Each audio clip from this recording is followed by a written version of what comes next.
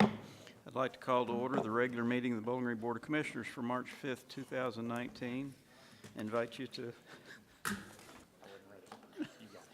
invite you to stand if you choose while Commissioner Nash leads us in the Pledge of Allegiance and the invocation.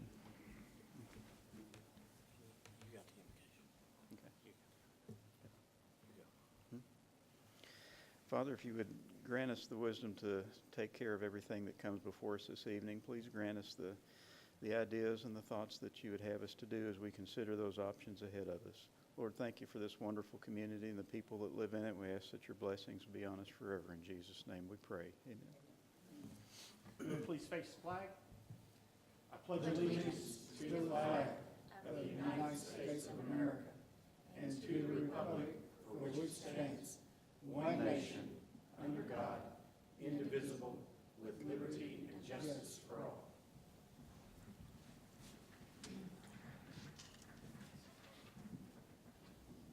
Please call the roll. Commissioner Beasley Brown. Here. Commissioner Denning. Here. Commissioner Nash. Here. Commissioner Perigin. Here. Mayor Wilkerson. Here. Do you have any awards or recognitions that you'd like to bring up? You do it. Go ahead. I would like to recognize the fact that the Government Finance Officers Association of America has recently awarded us another budget award.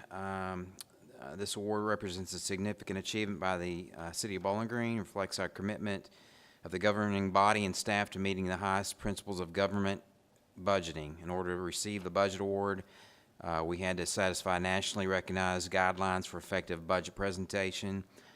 These guidelines are designed to assess how well an entity's budget serves as a policy document, financial plan, operations guide, and a communications device. And we were proficient in all four categories. So I think this is the 7th year we have received this, and it's in a way an accreditation. So I'd like to thank Katie, her staff, the budget team with Aaron and Sean, everybody that played a part in this, and glad to get this one more time. So What did you say about it's kind of like an accreditation for finance and our budget team that we're kind of on the right track. So on the right track? So thank you.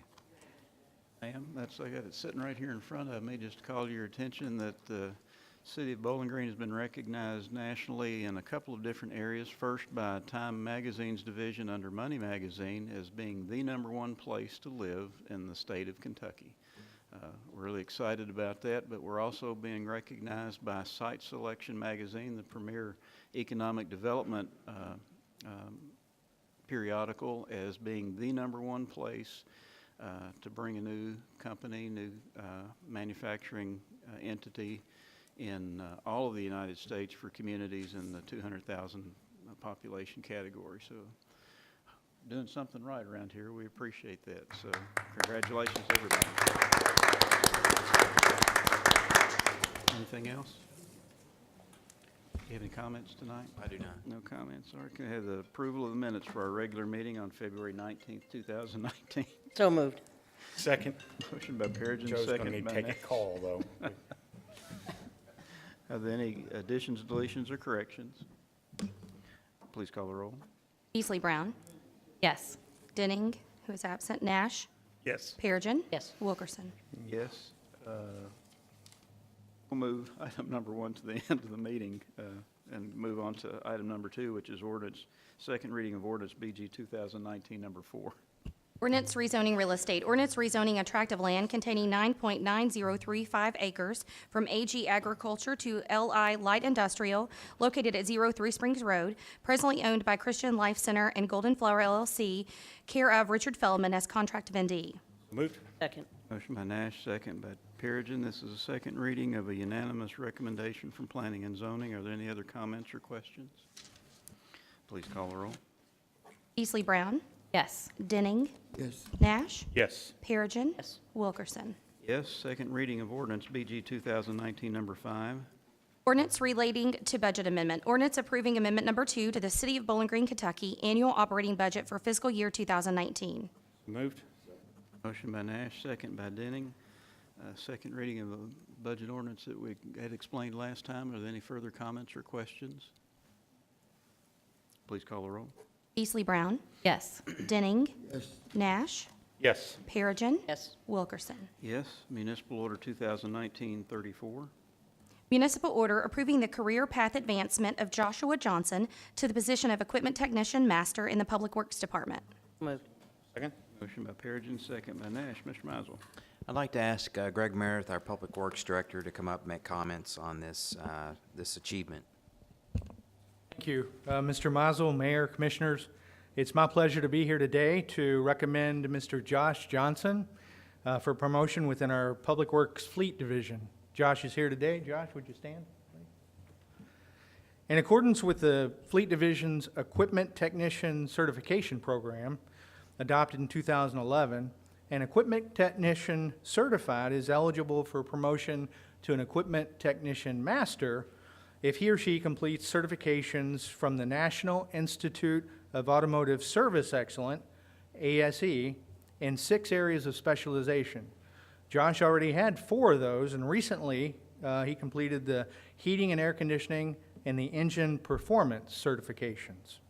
He began his career with the city back in 2012 with the Parks and Recreation Division, since had a change of heart and came over to Public Works, where he should be, back in October of 2017. He's advanced his knowledge and his skill level at a rapid pace, as evidenced by the timely completion of these ASC certifications. Josh is a lifelong resident of Bowling Green. He graduated from Greenwood High School. He's married. He has a son, Luke, who's 3, and I think another one on the way. He enjoys hunting and fishing in his off time. He takes pride in his work and has proven to be a great asset for the Fleet Division. Based upon his qualifications, training, experience, and work ethic, it's my recommendation that he be approved for promotion to the position of Public Works Fleet Technician Master within Public Works. And I'll be glad to answer any questions that you may have. Thank you, Mr. Meredith. Thank you. Comments or questions? All right, please call the roll. Beasley Brown. Yes. Denning. Yes. Nash. Yes. Perigin. Yes. Wilkerson. Yes, congratulations, Josh. Excited for you.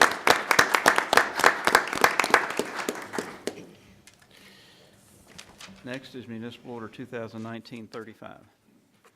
Municipal order approving the promotion of Danielle Piper to the position of Communications Dispatcher Supervisor in the Police Department. So moved. Second? Motion by Perigin, second by Nash. Mr. Mizel. Ask Chief Hawkins to come up and make his recommendation for this promotion in dispatch. Welcome. Thank you, Mr. Mizel. Hey, hey, hey, hey, hey. Thank you, Mr. Mizel, Mayor and Commission. Thank you for allowing me to be here tonight. I'm honored to come before you to recommend Danielle Piper for promotion to Dispatch Supervisor. Recently, we had one of our supervisors leave our organization. Her husband has a military career, and he took another assignment, and they left. And so now we have a vacancy for a dispatch supervisor. Danielle is with us tonight, and if she will stand, please. Also with her tonight are her mother, Donna Wyatt, and stepfather, John, to help her celebrate tonight's promotion, hopefully. Danielle is a 2002 graduate of Warren Central High School. She's also a 2006 graduate of Eastern Kentucky University with a bachelor's in criminal justice. Danielle was hired by the Bowling Green Police Department in June of 2008. Since 2008, Danielle has served as a dispatcher in our 911 Communications Center. In addition to her dispatching responsibilities, Danielle also serves as a communications training officer, a function that is critical to training and developing new dispatchers. In her role as CTO, Danielle demonstrates both a high level of proficiency and compassion for her trainees. Danielle has the ability to create an effective training environment that promotes learning and inspires confidence in new dispatchers. Danielle's training style contributes to her success as a trainer. Many of the newer dispatchers in our 911 center have been trained by Danielle. Danielle is recognized as one of the most skilled dispatchers in our 911 center, but it is her interpersonal skill that makes the difference in her contribution as part of our dispatch team. Danielle genuinely cares about her coworkers, the citizens she interacts with on the phone, and the officers she works with. Danielle's skills and personality are a great combination that contribute to her overall effectiveness. She's calm in a crisis, an ideal trait for someone that deals with their fair share of crises, and she's a team player willing to lend a hand in every circumstance. Danielle was one of 12 applicants for this position. All of the candidates were vetted, and Danielle was deemed to be the only qualified candidate eligible for consideration for promotion. Danielle's dispatching skills, interpersonal skills, her overall personality are well-known commodities in our agency. Amelia Bowen, our Communications Center Manager, has expressed her complete confidence in Danielle's ability to take on the duties and responsibilities of Dispatch Supervisor. I share in Manager Bowen's confidence of Danielle Piper and believe Danielle will make an excellent addition to our Dispatch Supervisory team. Therefore, I recommend Danielle Piper for promotion to Dispatch Supervisor without reservation. Thank you. Chief, any comments or questions? Impressive. Please call the roll. Beasley Brown.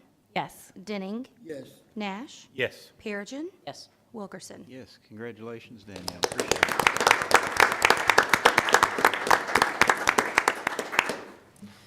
All right, next is Municipal Order 2019-36. Municipal order approving the reappointment of Dr. Harold Little to the Bowling Green Warren County Regional Airport Board. Moved. Motion by Nash, second by Denning. This will be Dr. Little's first reappointment, and he's on the Personnel Committee as has been appointed to the Personnel Committee while they're looking for a new airport director, so it'd be appropriate to keep him for a little while anyway, so I appreciate your consideration. Any other comments or questions? Please call the roll. Beasley Brown. Yes. Denning. Yes. Nash. Yes. Perigin. Yes. Wilkerson. Yes. Municipal Order 2019-37. Municipal order approving and authorizing out-of-town travel expenses for City Manager Jeffrey Meisel to attend the Kentucky League of Cities City Day, City Night in Frankfort, Kentucky, and the 2019 Kentucky City County Management Association Winter Conference in Lexington, Kentucky. So moved. Second. Perigin, second. Comments other than I saw you there, so I know you were there. Yeah, I appreciate the opportunity to attend the conference. It was a good conference. Katie and I attended and learned some things and met some new people. So first one I'd been to, so meeting some other city managers, and it helps. Comments or questions? Please call the roll. Beasley Brown. Yes. Denning. Yes. Nash. Yes. Perigin. Yes. Wilkerson. Yes. Municipal Order 2019-38. Municipal order correcting an original KRS 81.045 filing related to ordinance number BG 8042 and adopting a modern and accurate legal description of territory previously annexed by ordinance. So moved. Motion by Perigin, second by Denning. I've gotten used to these, know the drill on these, but this is a piece of land out on Russell Road, 227 acres, that we are submitting to Secretary of State's office to get in compliance with the mapping, and just need your approval on it. And let me go ahead and introduce the next couple, if you don't mind. The 2019-39 one is for Mud Avenue. It's about 8.6 acres, which is formerly known as Old Barren River Road. We have found that one and correcting the mapping on that one. And then the last one, Municipal Order 2019-40, is actually an amendment to Municipal Order 2018-183 that we did back in the fall. Public Works noticed a gap in the mapping right after we approved that and thought it would be prudent to go ahead and get that fixed when we were doing all these other ones. And this is 1,700 acres plot between Nashville Road and Russell Road, so we want to go ahead and get that fixed while we're into this. And I think these could be the last ones, but don't hold me to it, so.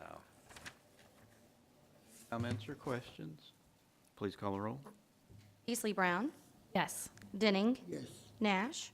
Yes. Perigin. Yes. Wilkerson. Yes. Municipal Order 2019-39. Municipal order adopting modern and accurate legal description of territory previously annexed by ordinance number BG 823. So moved. Motion by Denning, second by Perigin. You've heard the previous description. Any other comments? Please call the roll. Beasley Brown. Yes. Denning. Yes. Nash. Yes. Perigin. Yes. Wilkerson. Yes. Municipal Order 2019-40. Municipal order authorizing an amendment to Municipal Order Number 2018-183 related to the modern and accurate legal description of territory previously annexed by ordinance number BG 9730. So moved. Second. Motion by Nash, second by Perigin. Any other comments or questions? Please call the roll. Beasley Brown. Yes. Denning. Nash. Yes. Perigin. Yes. Wilkerson. Yes.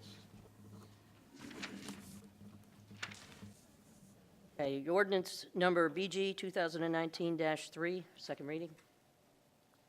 Ordinance rezoning real estate. Ordinance rezoning a portion of attractive land containing 0.23 acre from RM4 multifamily residential to GB general business located at 0 Campbell Lane, presently owned by Sandra Stewart, with Buckhead Kitchen and Bar LLP, care of Caitlin Davis as contract vendee.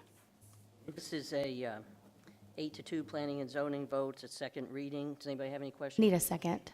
I'm sorry. Second. I thought he seconded it. Sorry.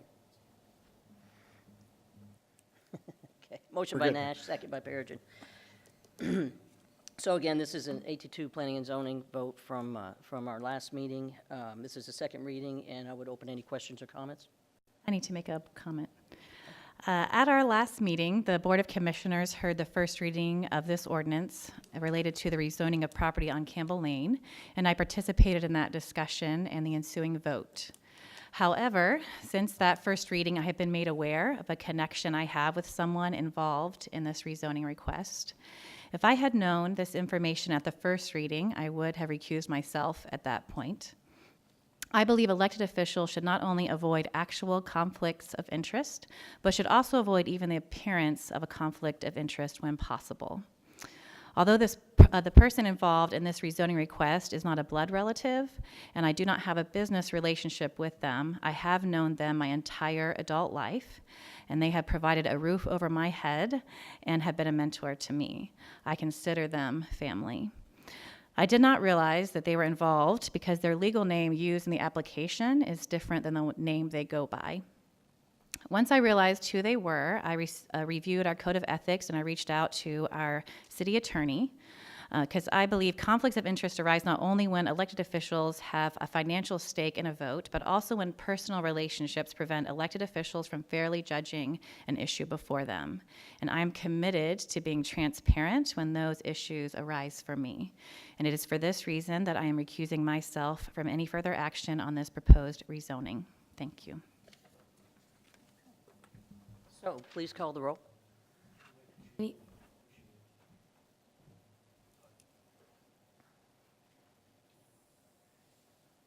Please call the roll. Comments? Okay. Beasley Brown, who is abstaining. Denning. Yes. Nash. Yes. Perigin. Yes. And Wilkerson, who is also abstaining. We're going to adjourn the meeting for, just take a short break while we get the list of public comments, and we'll be right back.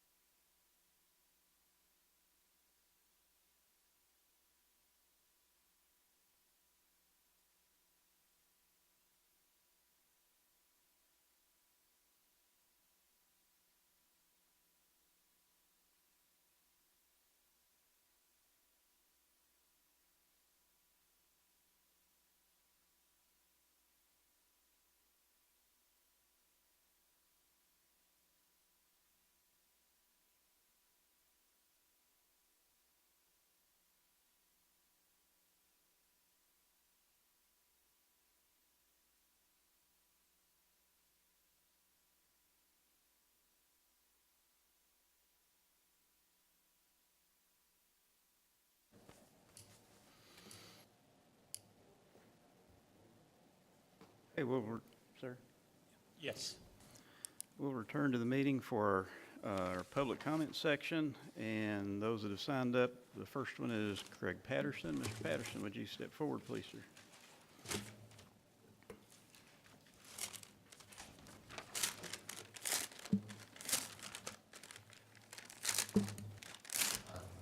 Oh, I'm sorry, I'm Craig Patterson. I wasn't realized that I was supposed to be on the first reading. I work for the health department, and I just wanted some questions for y'all to consider about the food trucks. Anyway, the state code says that the food trucks are allowed to stay there for 14 consecutive days. Then they cannot come back on this original property for another 30 days. Say that again. You can sit in one spot for 2 weeks, Right. Then they have to move to a different address. even if they own the property. Yes, sir. Okay. So anyway, and I was hoping a food truck is going to be a food truck, not like a tent where they set up, which they do like at the International Festival. Okay. Anyway, I would, if it's, which I'm sure it's going to be approved, that's fine. I'm not for or against it. We just have to know the address, maybe the person that's going to be a contact for whoever's going to be setting up. Like, I think it's 4 or 5 units, maybe. Say 4? Up to 4. And I was just wondering about the hours of operation, where the sewage, gray water would be going. Don't think there's sewer on that property Well, because it's undeveloped, so. And also, are they going to have porta potties? I mean, that's good, but what about the people that are going to be coming in, and they go to the porta potty, how are they going to wash their hands? So they've got to have on-site plumbing of some sort. Yes, and just, And it yeah, kind of just get- defeats the purpose of a food truck. I'm thinking out Yeah. loud, but I guess that's what the rule is. Okay, yep. Yeah. Just hepatitis A has been going on in Kentucky. Yeah. And that's one of the reasons hand washing is the most important thing that we're really looking at right now. So, Can I ask real quick? sure. You say that it can only stay there for 14 days and then it has to move. What period of time can it move for an hour and come back? As long as it doesn't sit there for 14 days straight, that's what we, if they come in and go out, as long as I don't get a complaint. I've had a complaint in the past or two where they've gone in, set up, and just stayed there.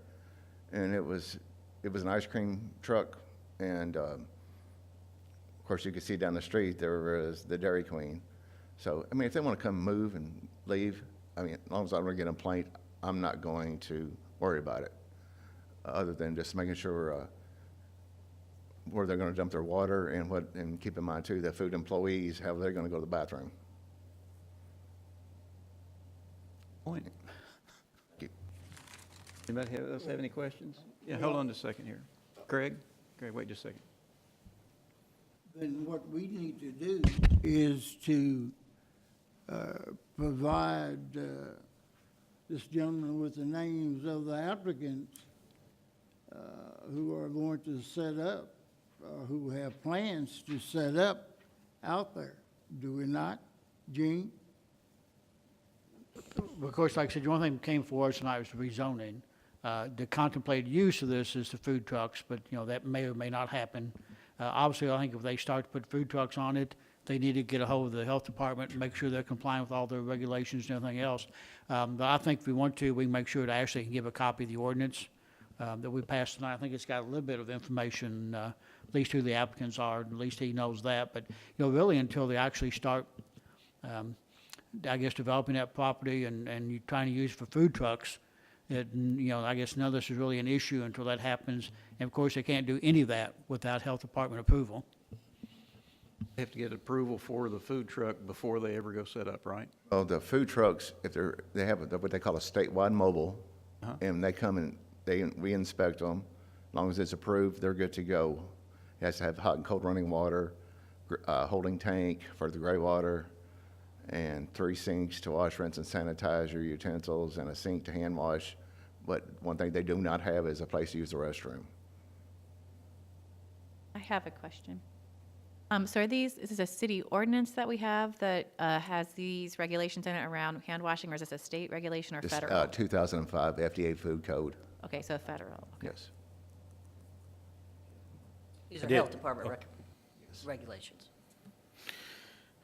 I got a question for Gene and then a question for Ben, and then maybe a question for you. And that is, my question to Gene is, these items that we're discussing during the public hearing have no bearing on the zoning that was taking place, just like any other conditions that might come along after a property is zoned, and then once something is built, they may have additional regulations to comply with, correct? Yeah, I think, Mayor, that would be yes, because this is, the only thing we did tonight, or not we, you did tonight, was approve the rezoning.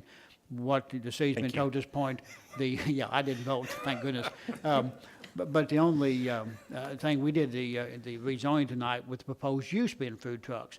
This does not mean they have to do food trucks. It just now allows them to do whatever that new zoning allows them to do. General business, whatever Yes, that allows whatever them to that do, is, they can do. Yes. Second question would be to you, Ben, and that is, was any of this considered or consulted during the planning and zoning process, since it's such a new and unusual concept for Bowling Green? No. And we would not necessarily look at a specific business plan or this level of design or regulations or requirements at this point in time. It would be no different than if it was a permanent site-built restaurant there. We don't necessarily evaluate whether or not they need grease traps or anything else. So that, it's really through planning and zoning, through the rezoning process. It's more about the use of the land, and in this case, it would be a commercial parking lot, which the idea is to have, I guess, stationary mobile food trucks on. Thank you. So again, I want to reiterate that these two items are being discussed on at the same meeting, only moments apart, but there really are separate issues that are being dealt with here. And one was just the zoning, and what Mr. Patterson says I believe to be true, so I'm not disputing that at all. But that is between Mr. Patterson as a representative of the health department and whoever develops whatever under the general business zoning regulation, and not between Mr. Patterson and the city of Bowling Green or even planning and zoning. Thank you.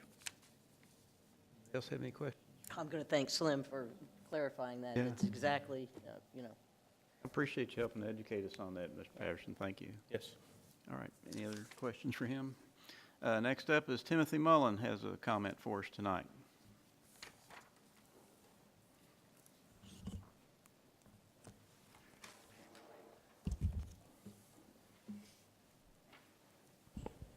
Is that good? Okay. Good afternoon, Mayor and council members. Thank you for the opportunity to address City Council. I'm retired from Western, where I was a professor for 10 years. During my time working at the Kentucky Museum, I encountered a situation that could have gone much worse. I think any other employer in Bowling Green could have fired me immediately, I think, but luckily Western is a bit more progressive. A student worker, who I might say was homophobic, complained to HR because he found working with me to be intolerable because I was open about my sexuality. I was called before the compliance officer and the vice provost to defend myself against the student's prejudice. The compliance officer concluded that I had done nothing wrong. However, she felt comfortable setting rules for my continued employment, restricting my conduct and putting conditions on hiring students in the future. I felt rather violated. I hadn't done anything wrong, yet I was the one being punished. Had the student complained because of the color of my skin or my ethnic origin or my religion, I would have been protected by the law. But because the student was homophobic, I was basically told to act straight and deny my identity. As one might expect, the rumors began to circulate and grow with fabrications, and the compliance officer had me back again and threatened to seek out every student worker who had ever worked for me over the 10 years until she could find one who would verify these nasty rumors. While those students who enjoyed working for me had gone on to have careers in museums. Several of them work at the Speed Museum in Louisville and at Christie's in New York. There certainly were those students who disliked working at the museum or for me, and I had no doubt that they would happily support the vile rumors. I felt like I was in the center of a witch hunt. The compliance officer had already concluded that I was guilty, and she was going to continue her investigation until she could find a student willing to perjure themselves. I chose to retire from this very unfair and predetermined conclusion. My ancestors came to America in the 1640s. Over 14 generations, they've included doctors and lawyers, politicians, religious leaders, even a signer of the U.S. Constitution. They fought in every war, from the French and Indian War right up to Iraq. My ancestors fought for freedom, and I'm here tonight doing the same thing. My landlord could break my lease at any time simply because of my sexual orientation, and that is not fair. My employer could have fired me rather than giving me the option to retire because of my sexual orientation, and that is also really not fair.